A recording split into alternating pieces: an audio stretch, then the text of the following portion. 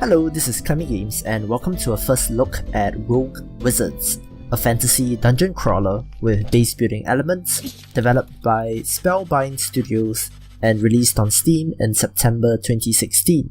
For disclosure, I received this game for free.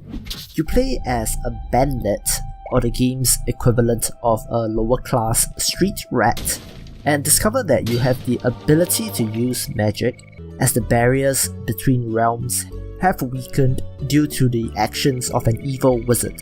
You are then enlisted to help out a community with the ultimate goal of stopping said wizard.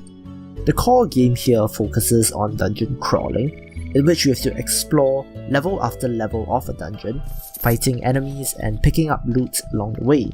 Occasionally, you will stumble upon other characters which you can recruit, and these characters will then set up shop in the main hub area of the town.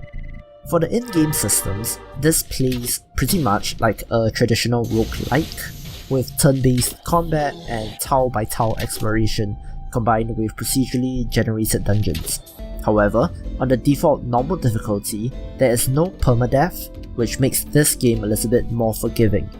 In terms of character interface, we have the traditional action RPG systems in place, having experience levels and stat and skill points whenever you level up.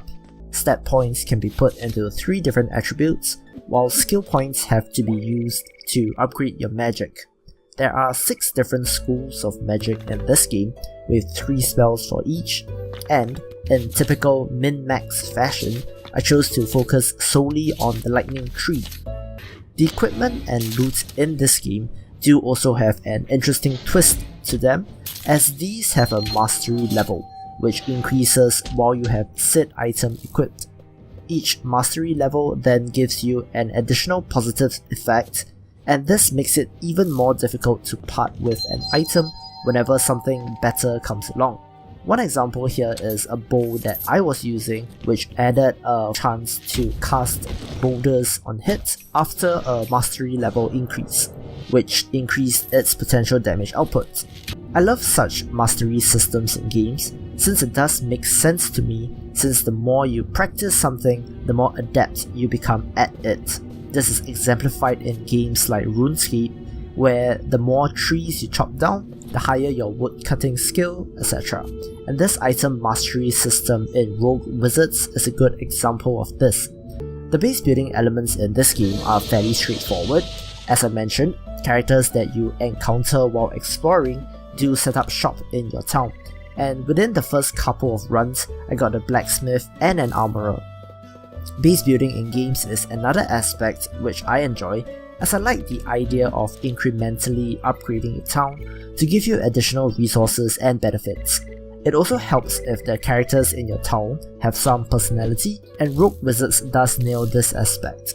However, the game does not give you the option to select which upgrade or building to install next.